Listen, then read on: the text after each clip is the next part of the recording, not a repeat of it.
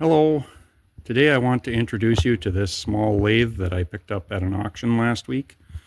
I've been dreaming about getting a lathe for several years to work on my old equipment and tractors and other little projects I'd like to do.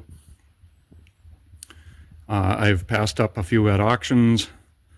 I've also missed out on the bid on a few at auctions, and I've just haven't found one until last week that was in good enough condition, small enough for me to move, fit my price range, and came with enough tooling to make it immediately useful.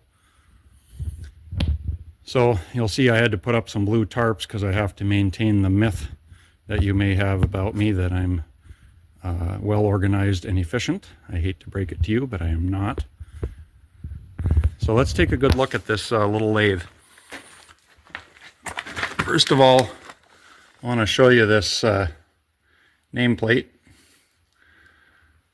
This is a 10-inch lathe, so that says swing 10, length of bed 3. The bed is 3 feet long.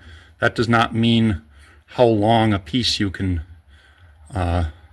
turn in it between centers. You could probably get maybe 16, maybe 18 inches between centers, possibly. And then the catalog number is CL187Y. I will put some links in my description that go to southbendlathe.com and to another site where you can look up some information or find maybe the age of your lathe. So speaking of age, I'll show you the serial number is 2997 RKL 2997 RKL9. And when I found a table of known serial numbers online, this one turns out to be made in 1951. So this is called a South Bend Heavy 10. And what the Heavy 10 refers to is it's a 10-inch lathe with a larger than normal spindle bore.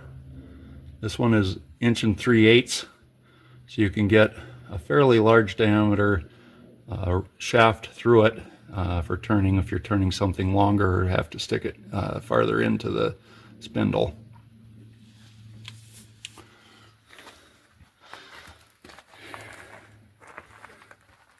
So I'll show you the drive here first. This lever is the belt tensioner. I'll actually open the door here and you can see if I move the lever,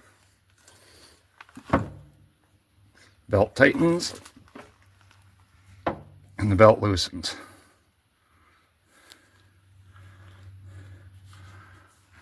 There is a 2-step pulley on the motor and a 3-step cone pulley on this counter shaft, and those correspond to a 3-step cone pulley on the spindle.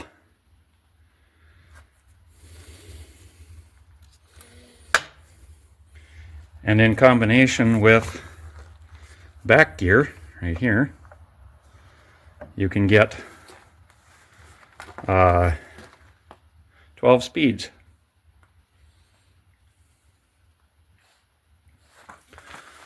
I'll show you this motor a little more carefully. It looks like it's in good condition. I gotta flip my camera upside down here so you can see the tag. This is suitable for either 110 or 220, but you do have to rewire the motor, and the diagram is right there.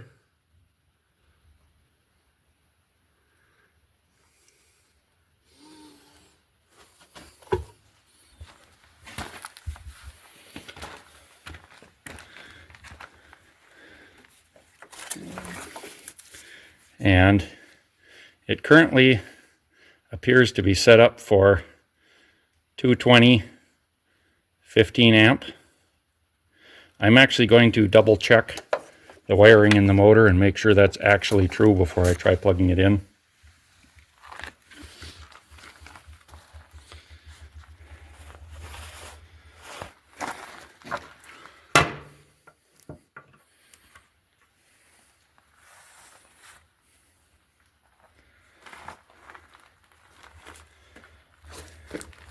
So this has a single tumbler gearbox.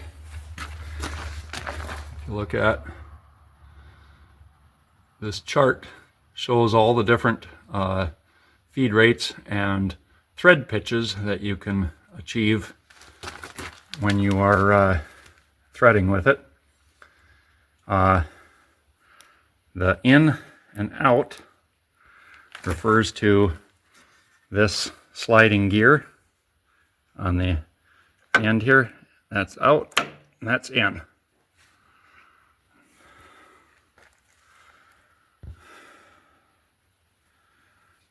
And there's a thing that says top lever.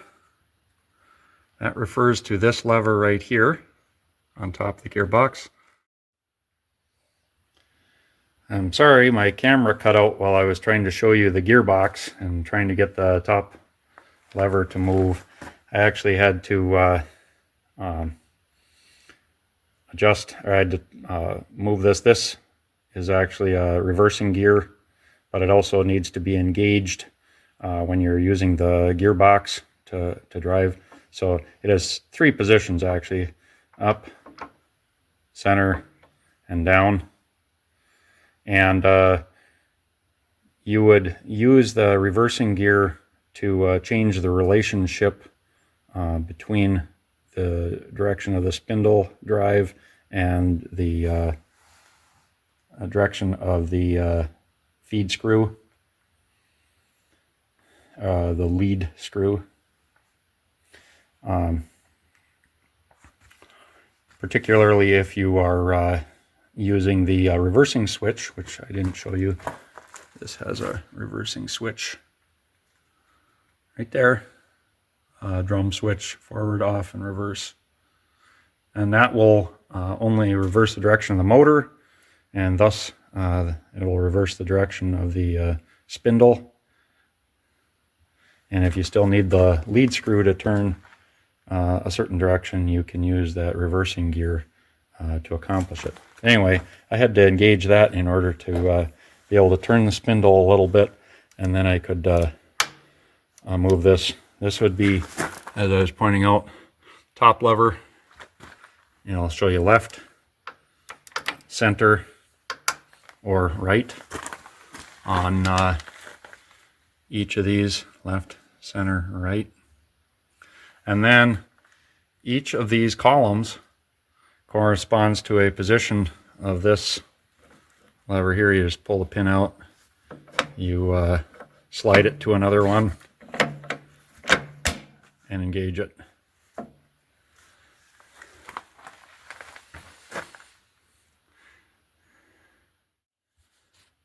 It's got this dial indicator that you can run against the carriage stops. You can see how far you're feeding. It looks like it has a mounting bracket, maybe like a rod with kind of a micrometer adjustment on it, as a stop for the carriage as well, but I don't have that rod. And here is the lead screw. That moves that drives the carriage either for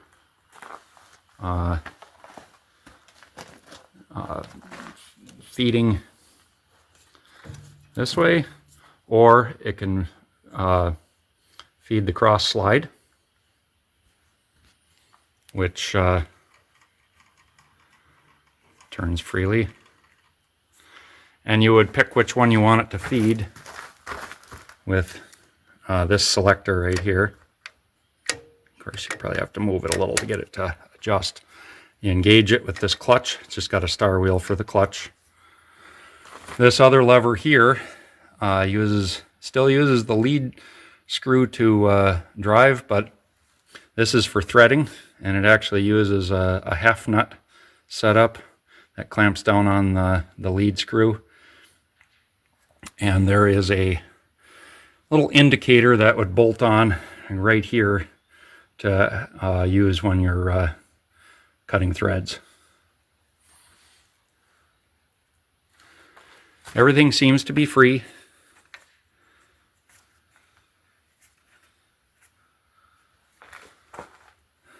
It's got a tool post with a tool holder in it right now. That came with another tool post of another style and some other tool holders.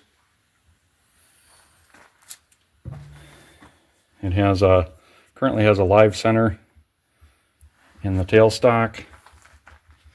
The original wrench for locking down the tailstock is still with it.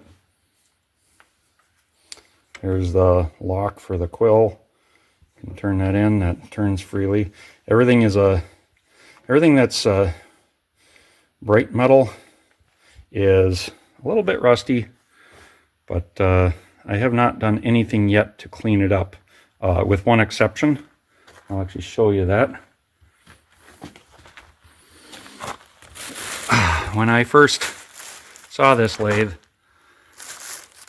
it had a lot of shavings on it. This is a Menards shopping bag, and that's how many shavings I just took off of it with a gloved hand and kind of sifted through it to make sure I wasn't losing any bits and pieces that went with the lathe. I just have it sitting on some blocking here in the dirt floor garage. This isn't its final location.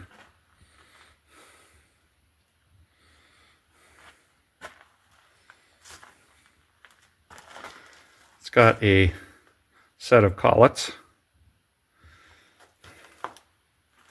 and a, I don't know what you call it, if that's called a collet closer or bar or whatever, I don't know. But I'll certainly have to learn how to use that too.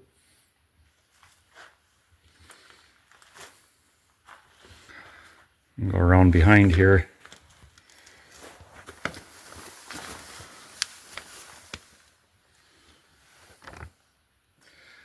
Very grubby, but it came out of a machine shop that a farmer, local farmer had at his place. He had a lot of really big equipment. This was one of the very few small things he had.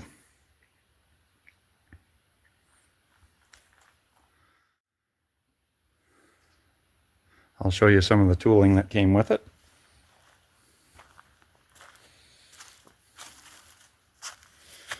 Got a couple of face plates, a 4-jaw chuck. Here's the threading dial.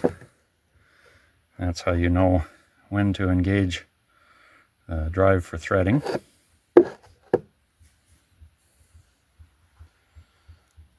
Chuck key, steady rest. Another live center, a couple of Jacobs chucks that go on the Morse taper of the tailstock, another tool post, a mist cooling system, a couple more tool holders. This is for knurling.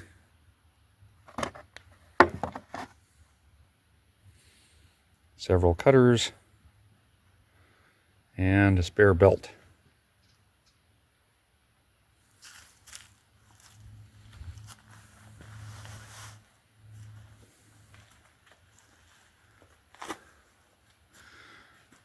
So I've got a bit of a project ahead of me here. The first thing I'm going to do is to work at cleaning it up a little. Cleaning, degreasing, and re-greasing so that it doesn't rust. Polishing up some of the bright metal. Partial disassembly of some components to clear metal shavings and old dried up grease and oil out of everything. I may document some of that and post a few videos on here. And I hope you get a little bit of joy out of seeing this and can feel some of the joy I have at finally finding myself a lathe for my shop. Thanks for watching. Talk to you next time.